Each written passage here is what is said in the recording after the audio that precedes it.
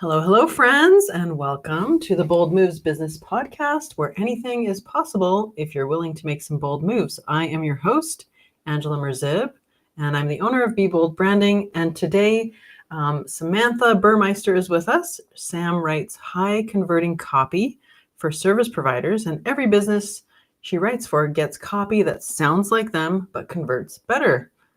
Welcome, Sam. Hi, thank you for having me. It's good to have you. And I really love that to the point intro. It's perfect.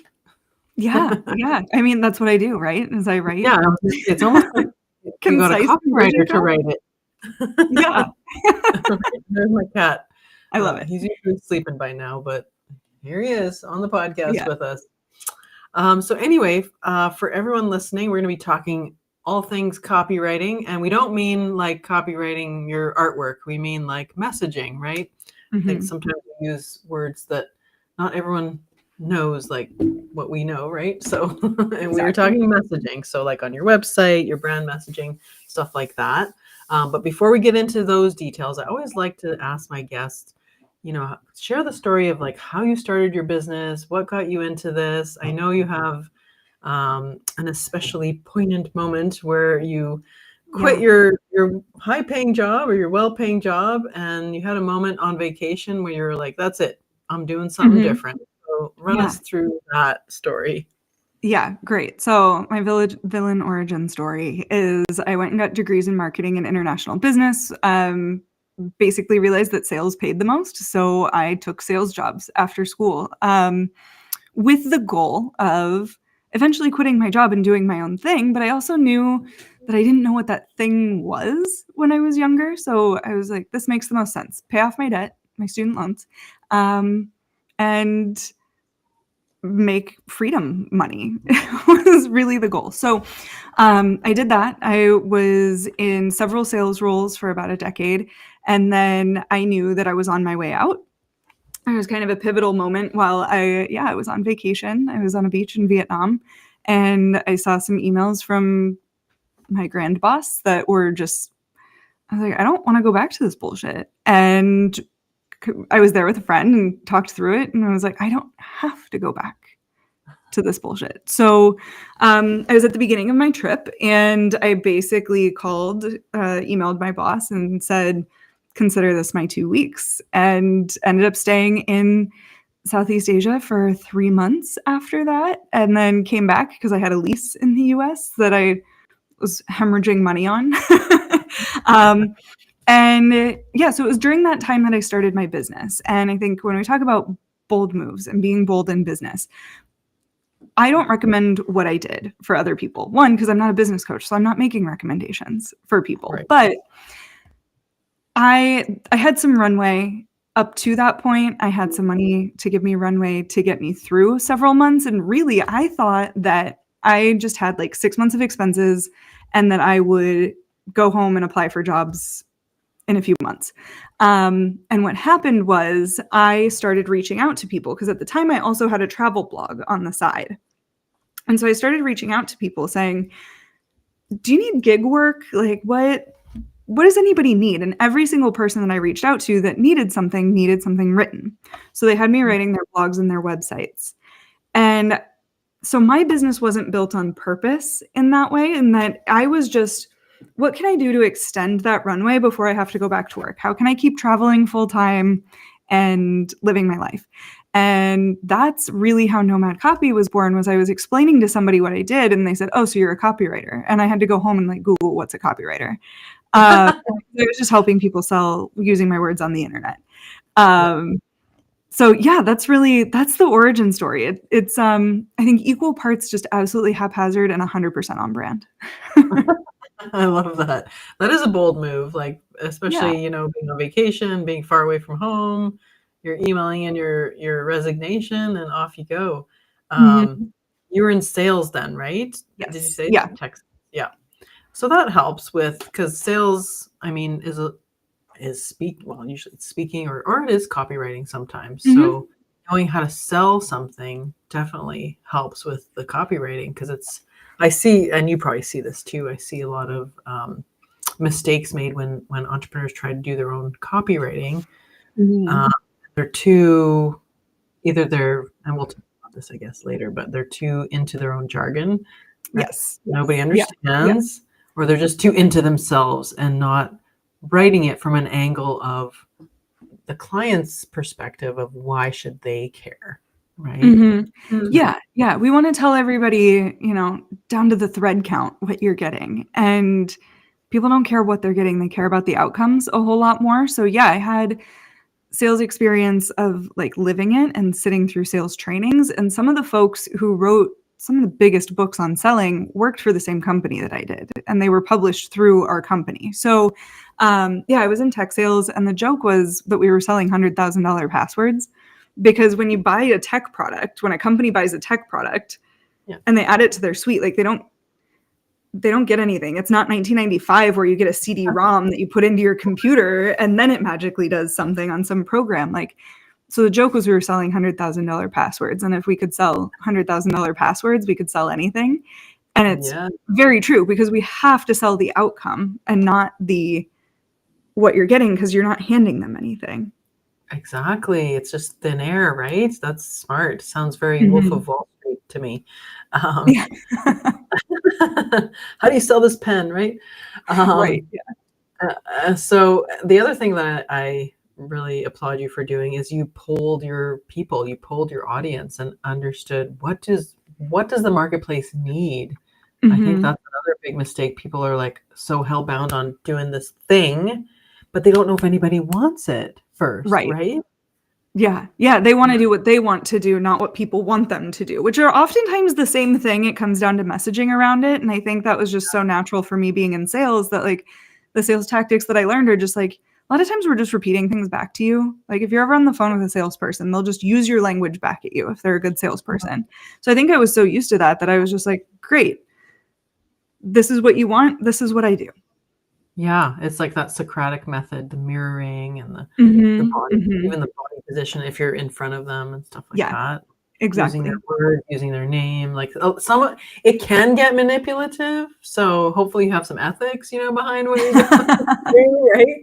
Because even branding, I can brand anything, and I can sell you something that is one thing, but then you think it's a different thing. Like it can there's an ethical boundary line as well that can be crossed. So that's what we got to be careful about. That's probably why people hate marketers sometimes, because you can cross those boundary lines. But that's another topic. But anyway, it's just like human psychology goes into all this stuff, and so if you know the reasons why someone buys, then you can kind of reverse engineer that in your copy.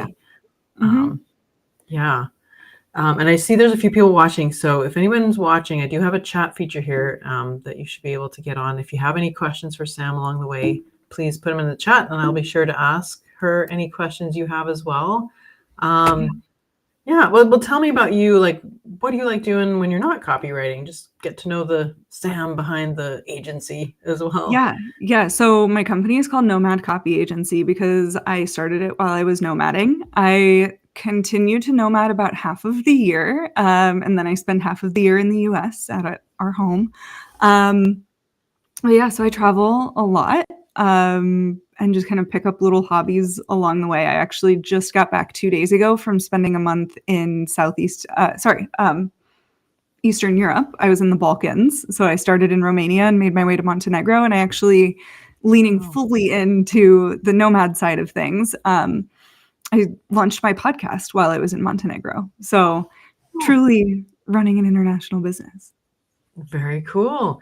Well, what kind of tips do you have for nomading it around and working? Like, is there anything that you're like, oh, I wish I knew this when I first started out, or what advice do you take it slow and stick to your routines are really what it comes down to. I call it slow matting. So the beginning of this year, I spent all of Q1 in Buenos Aires, and I just got an apartment, and I traveled on weekends, the same as what somebody who lives, in Northern California when I'm in the US. So it's the same thing. Like, you're going to go camping in Yosemite on the weekend. I can take a road trip or a weekend trip from Buenos Aires.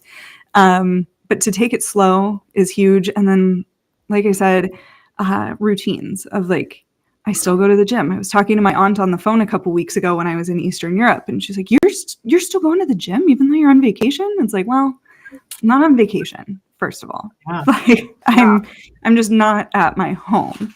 And then like, so not on vacation, but also sticking to those routines of, you know, you still have to eat a good breakfast. You can't just have croissant every morning just because you're in France. You know, going to bed at a reasonable hour, not drinking on the weekdays, you know, sticking to those routines helps you prevent burnout a lot. And also for people who aren't just naturally traveling all the time, it's helpful to have that to like come back to. Like I always tell people I travel with my yoga mat and my memory foam pillow because it gives me like the same place to sleep every night and the same like grounding space to come back to during the days.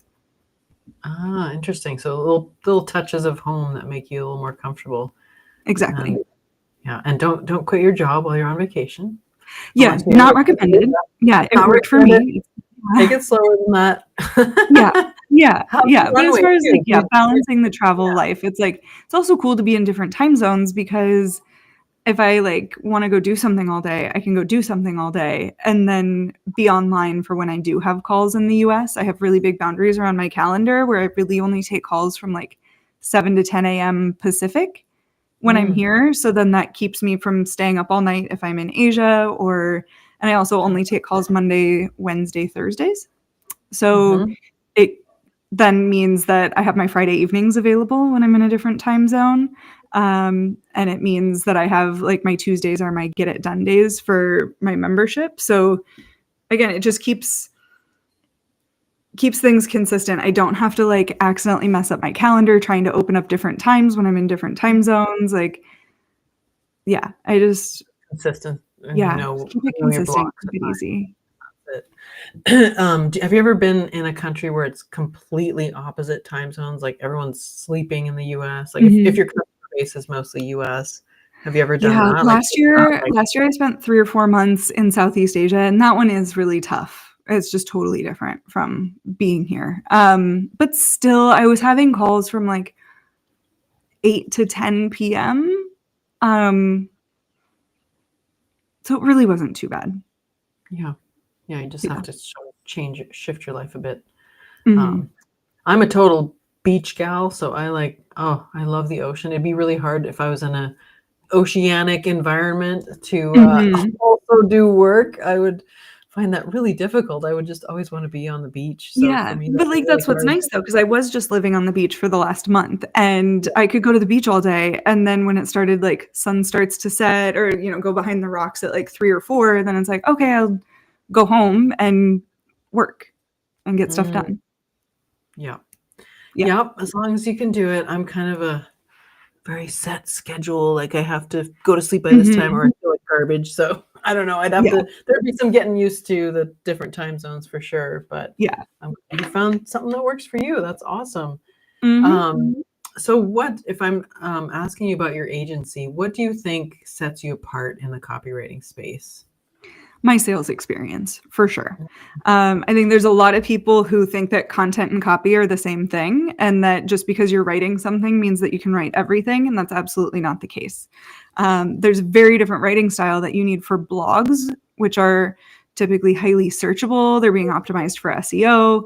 There might be a part of them that has a call to action that's getting somebody to do something, but for the large part, content writing is going to be very different from copywriting, which is the intention to convert, which is going to be websites, emails, sales pages, things like that. So me having that sales experience and understanding sales psychology and having like studied sales methodologies so much is definitely what sets me apart from other people who are just writing. Yeah. So do you have a focus? Like, do you also write blog content, or are you mostly focused on conversion copy? Only on conversion copy. So I'll write everything from anything in a funnel that's designed to sell or get somebody to take action. So that's going to be anything from Facebook ads, sales pages, opt-in pages, websites and emails, of course. Okay. So you mentioned funnels. Are you a Russell Brunson fan? What do you think of his platform and how he does funnels? Yeah. I mean, he's done a lot right. right, to get to his level. But I don't follow him. So I don't have a strong opinion to share. Okay. Yeah. I just, I do some copywriting too in my business, like for websites and stuff like this. Mostly for websites and taglines and things like that for branding. But like when I've followed Russell before because he is very successful. And it's funny that his stuff is based on psychology as well, right? He knows how people buy, why they buy, and stuff like that.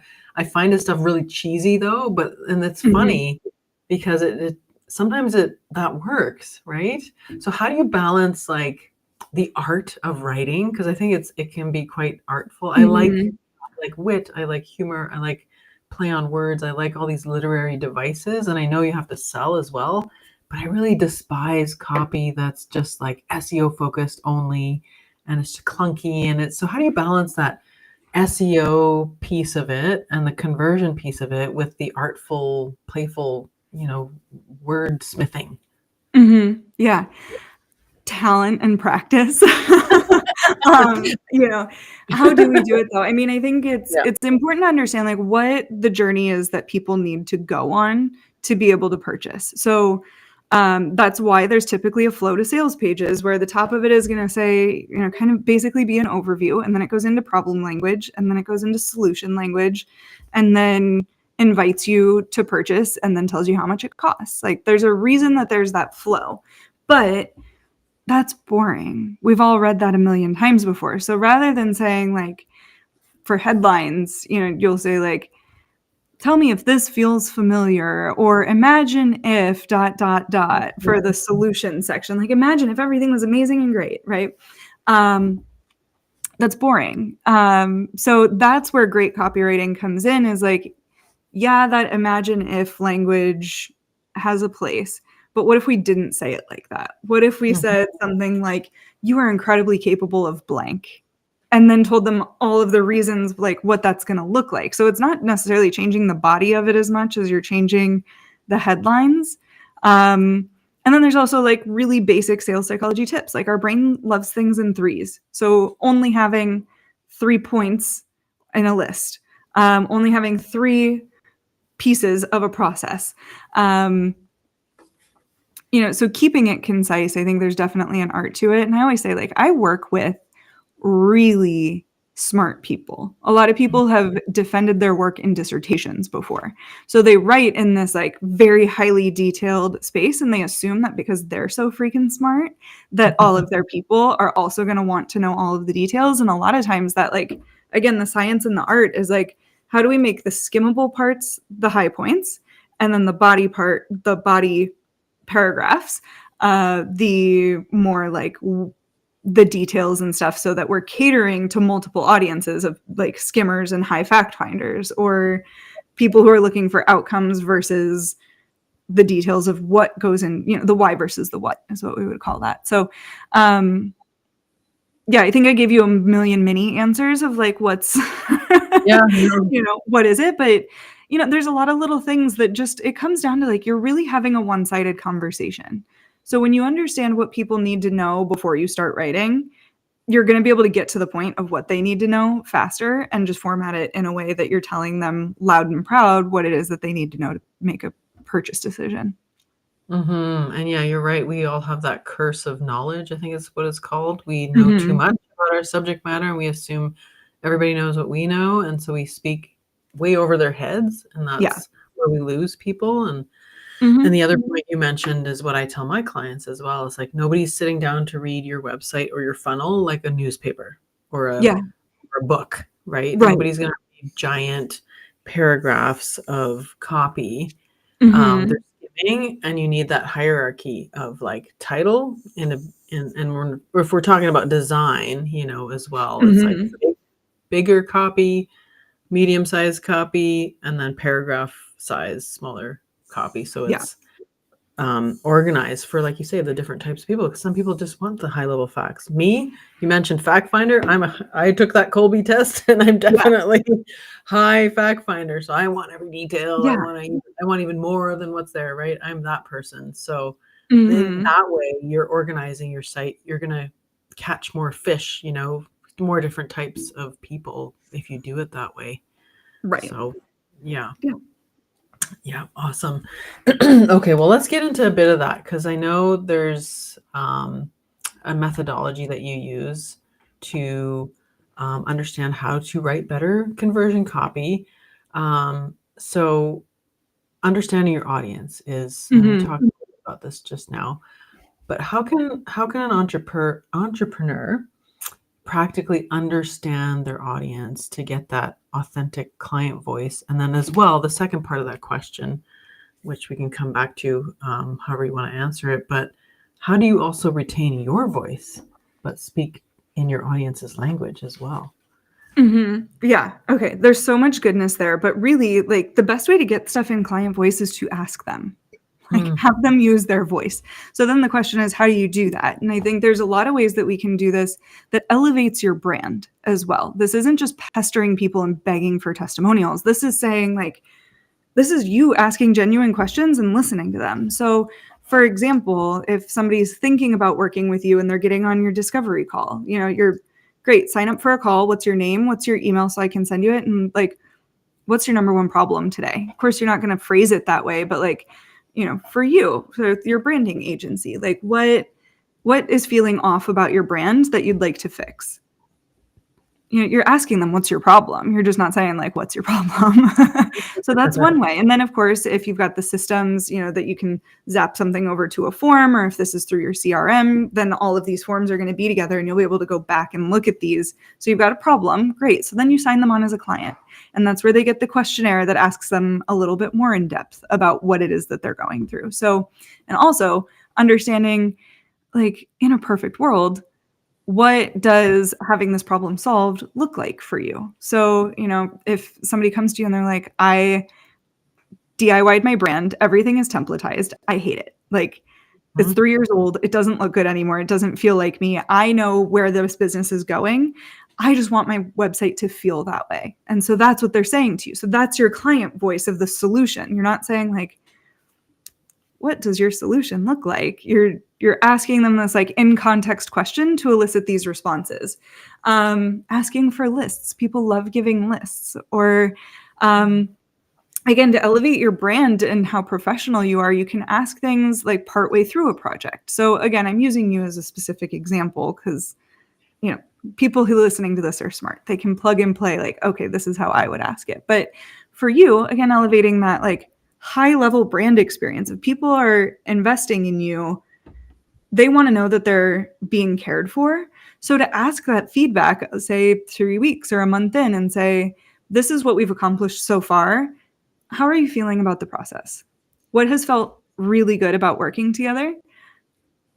Where do you have concerns that we can address moving forward? Again, you have to, we have thick skin as entrepreneurs. So we have to be able to take that, but also they're telling us, people are literally telling us, this is how you make this better for your next person, which is telling you how you're going to, like, earn the right to raise your rates and earn the right to speak in front of more people. So, like, asking for the negative feedback is just as important.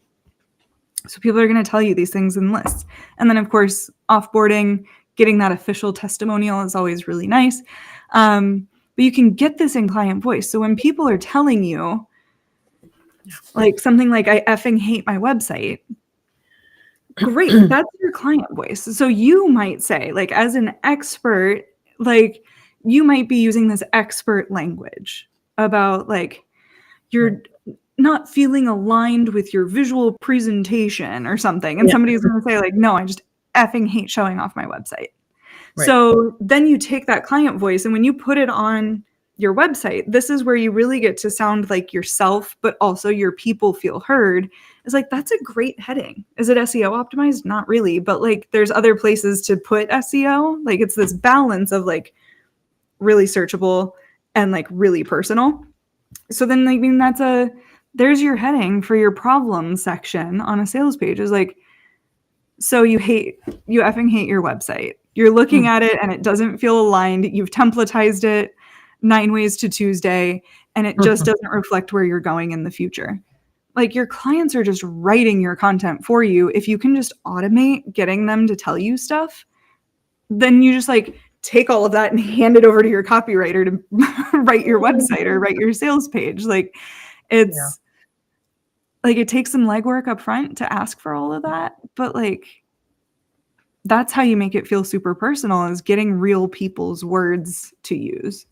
Yeah, that's really smart. And having it helps if you have a focus niche group that you work with, because then every person that it's going to be a common thread for each entrepreneur that you work with or whoever you're working with, that they'll see in your copy if you use that wording. And that's exactly where I got my wording from, because I kept hearing over and over again when I was interviewing my clients, or even just on the sales calls with them, I asked some of these same questions, like, what's going on in your world right now? What are you having challenges with? And they would use the term brand shame. I have brand shame, or I'm ashamed of my website. There's like a shame feeling, like I don't want anyone to find me online. Yeah. And so and then come to find out that, they did DIY their brand. So if you go to my website, that's the first statement on there. It's like, kick your DIY brand to the curb and get rid of your brand shame, right? So I use their language, like you're saying, and I think people connect with that. And and the way I integrated my voice into that is I use, like, because my background is like in kickboxing and stuff like this, so I use this like punchy voice, right? So that's me, but it's them talking in the words that they told me. So that's how I combined it. And I don't know how you do it for your clients. Cause like, if one of my clients said, I effing hate my website, it's like, ooh, maybe I've seen copy and I think it's cool when people swear on their web copy, but I don't know if I quite feel comfortable going that far. Right. Yeah. So how do you work that out, where it's like, well, this is what they say and it'd be really cool to do that, but if somebody's not totally comfortable, like, how do you blend the two worlds together? Yeah, I mean, I think sometimes people like cuss for the sake of cussing, or like as a filler word, more than to emphasize what it is that they're saying. I rarely, I'll say, let my clients swear in their copy. At most I'd do like F''N for like effin' or something like that. But I think too, like, it comes down to who is their ideal audience. Like, I have a friend colleague that we work, we've known each other for a long time. I don't know why I made that weird, but she's an accountant for, I don't want to get flagged or anything, but sex workers. So they have very specific sets of, like, they always fall into like the fringe pieces. And so she specializes in that. And so she can like talk to that. Well, these people are going to be like a little bit more edgy than like the accountant for that like handles all of the like spiritual and religious NGO taxes. Right. So it comes down to knowing your audience, and that like those two are maybe probably going to be like very different in how they respond to things. So for somebody to have like seductive brand photos and to swear in their copy and whatever, like, people are gonna be like, oh my gosh, finally somebody gets me. I'm not trying to fit into like my dad's accountant and like hide what I do and feel shame around who I am, but also like it's just 100% gonna not attract the church ladies. Right. And in branding, you kind of, if you can do that without it looking forced, you do want to differentiate by kind of zigging while everyone's zagging, So if you are in a, buttoned up industry like accounting, maybe you want to take a different road and be like, more whatever, provocative or whatever you're doing, and take that route as well. But it also can't feel forced or put on. Right. I think people sniff that out pretty quickly. Right? Yeah. Like if I were to go be spicy for the sake of being spicy, like, first of all, none of my clients are, I'll call them spicy. None of my clients that I know of, I don't know on the side, but like none of them are OnlyFans. I'm not building websites that are like waiting to that audience, right? So if I just like came out with like these overly provocative brand photos and that my visual, like in red and whatever, like that's just not in alignment. So and I think we bring up a good point here too, that I just want to like make sure that I say it out loud and highlight it, that like words and visuals are all part of the greater brand. And that's why like what you do is so important, what I do is so important. And like it's all part of a bigger branding picture, that copy doesn't exist in a silo, nor does branding. Yeah, exactly. They're both going to work together, to sell you, to help sell you. Because if your copy is great, but it's not organized well, and it looks like it was built in 1998, nobody's going to have any trust in your site and in your services, right? So they have to get past that barrier. Like you're always wanting to knock down those barriers as much as you can for people to build the trust, especially because you're not there. It's speaking for you. It's like this thing, this virtual thing that's speaking for you. And then when they meet you, it has to match too, If I'm not a spicy person, I'm like kind of like this mousy gal or whatever. My website is all like, me looking like I do S&M or something, like it's not gonna match. They're gonna be like, did I get to the right person here? But whatever, it has to match up and break down those trust barriers as well. And they say, we're in a trust recession right now, and the best way to build that trust is to show up consistently, to show your face, to show that you understand who they are. And again, that comes back to like using their language so often is going to help build that trust. Yeah. And that you're not some AI robot, right? Exactly. That you're real and you exist and you understand them. Okay. Well, let's talk about taking your prospects or clients on a journey in your copy. What does that look like? And what is that? You talk about a transformation arc. From like beginning to end, from headline to call to action. What does that look like? So I really like the Story Brand by Donald Miller. Like that's probably like the absolute basics of, if somebody's going to write their own website copy, go read the book, like buy it. It's worth it. It's a messaging Bible in my opinion. So, he talks about it in that there's a hero and you're taking the hero on a journey.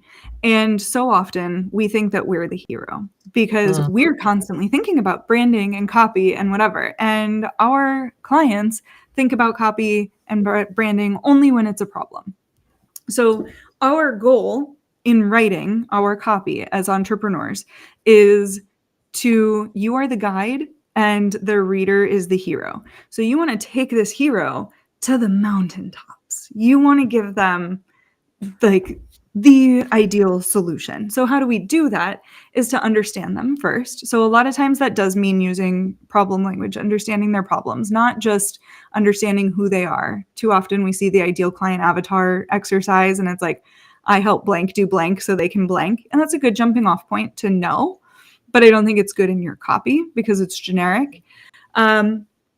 But ultimately, we want to take them on the hero's journey and help them get to the transformation that they're looking for, because every purchase decision is an emotional one. So I think a lot of times we think that our purchases are rational, and they never are. Like, you could get by just fine in a 20-year-old Honda, but you're buying the brand new Audi. Like, there's, but I need it because I need to get my kids to practice. Like, yeah, but you could have done that in a 20-year-old Honda, So it goes for services, it goes for businesses as well. So what is the story that people are telling themselves that they can rationalize their emotional buying decision, which is the decision to work with you? So that comes from finding the transformation. And the transformation is simply the outcome. Not that you're going to have a new brand, which is great, but that you will have a brand that carries you into the future and attracts best fit clients on repeat. That is the transformation that they're looking for. Because again, we don't buy a thing, we buy the outcome. So the question to ask yourself before you start writing your copy is, what happens when they get this? So if you're a social media manager, what happens for them when they have all of their posts done and scheduled for them?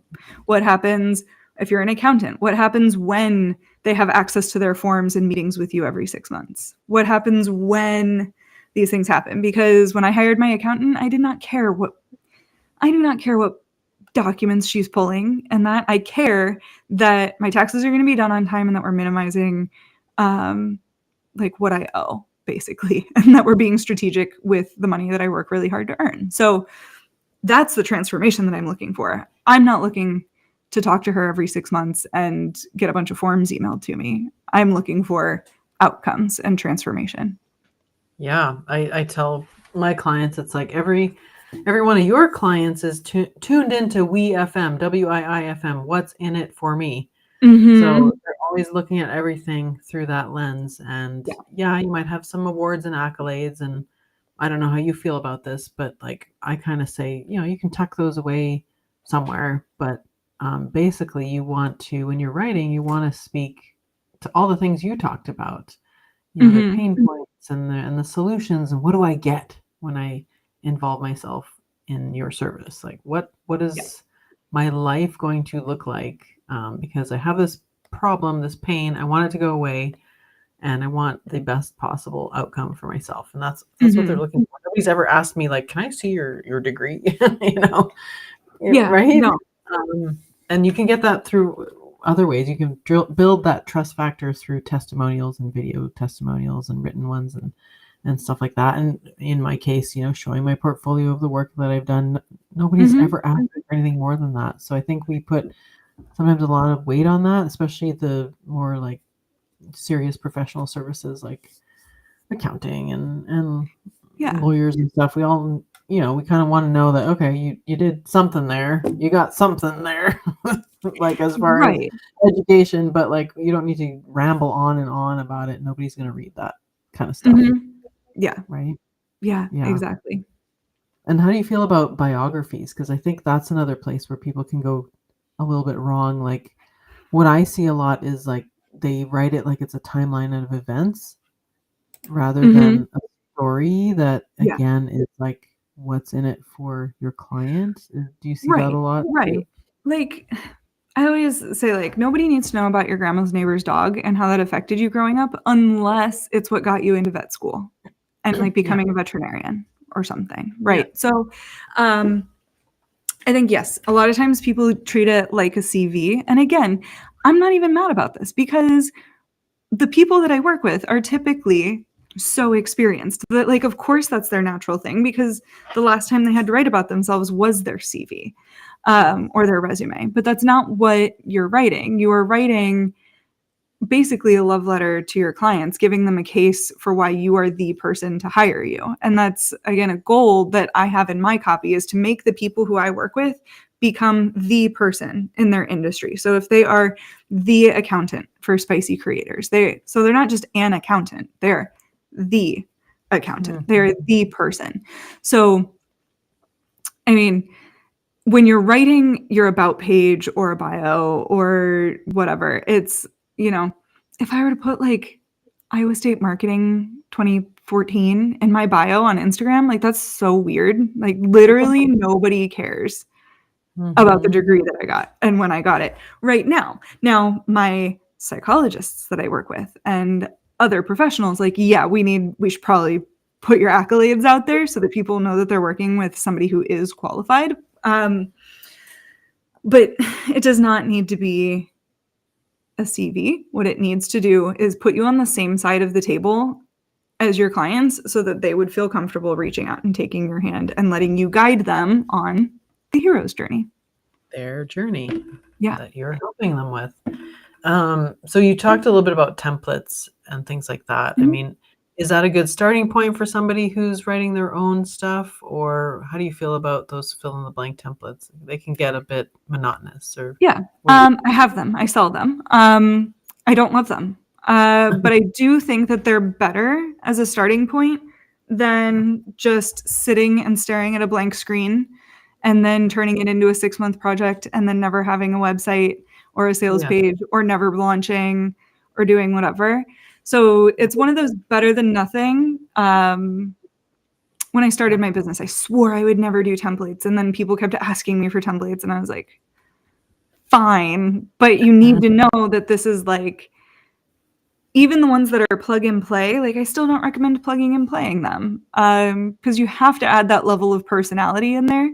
But I think then the next step to that is like, so get in at what you can afford, 1,000%, so that you can go make money, so that you can afford something that's more custom.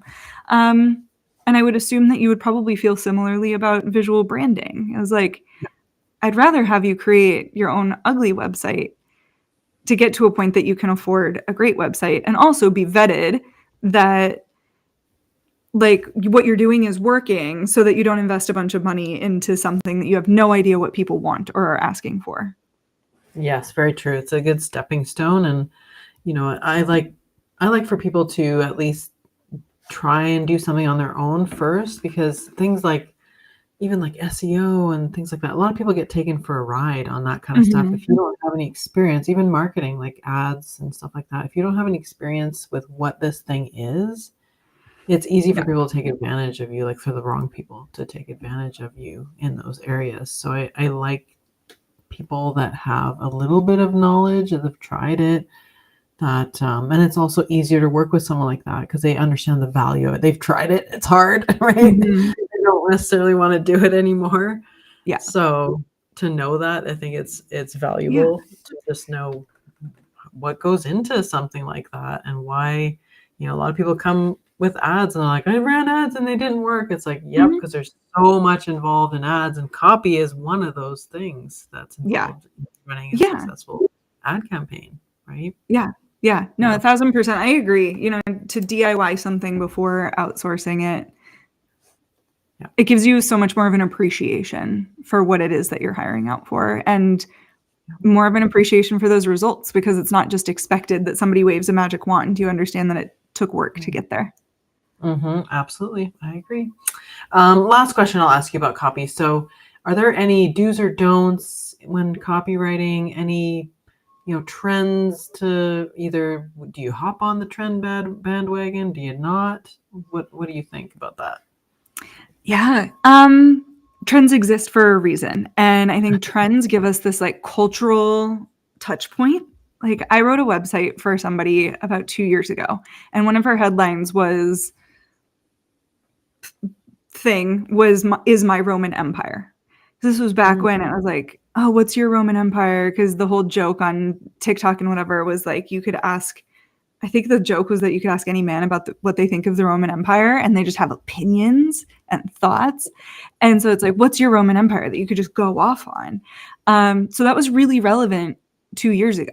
And then she's in my copywriting membership, and she came back to me and she was like, somebody said that this was such a throwback when they visited my website to see this about a Roman Empire. She's like, I think on one hand, great, but also there's this narrow group of people now who remember it and that feels relevant too. So she's like, how do we move this? How do we change it without Frankensteining your website and changing everything?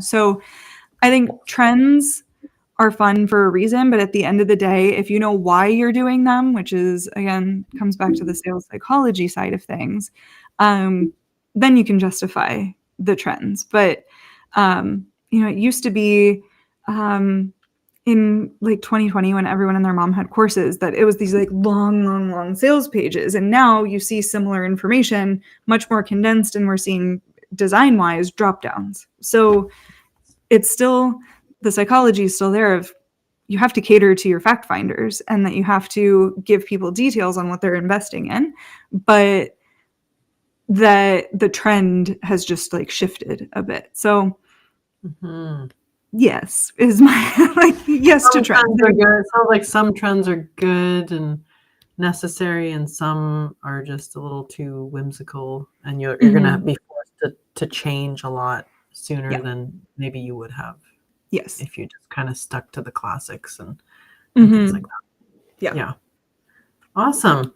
Well, lots of good tidbits for us today to think about in our own copy and all that. And checking out our website copy and see how we can just speak to our audience in their language and in a way that puts them front and center, right? I think that's really hard to do because we are so good at talking about what we do, and we're used to that we have to sort of shift the lens a little bit. But I think it's a good fix to make. And if we, even in our sales calls, right, we have to be them focused. And so putting that lens on all of our copy is going to be what kind of moves the needle for us. Yeah. So thank you for sharing all your tidbits with us. I don't want to forget to mention that you do have a free opt-in. So Yes. the opt-in copy bot at nomadcopyagency.com/opt-in-copy-bot. I'll put that in the show notes for when I upload this later. So that'll be there. And other than that, where can people connect with you and find out more about you online? Yeah, I'm on LinkedIn at Samantha Burmeister. We'll make sure that, that's there so you know how to spell my last name. Yeah. And I'm on Instagram at nomad.copy. Awesome. And I'll show your website one more time, nomadcopyagency.com. Thank you so much, Samantha, for being here. And what time is it where you are right now? I'm in California, so it's almost 11 a.m. Okay, perfect. Yeah. So we're not saying goodnight to you quite yet, but not yet. All right. Well, have an awesome day. Thanks everyone for joining us, and we'll see you guys next time. Bye for now.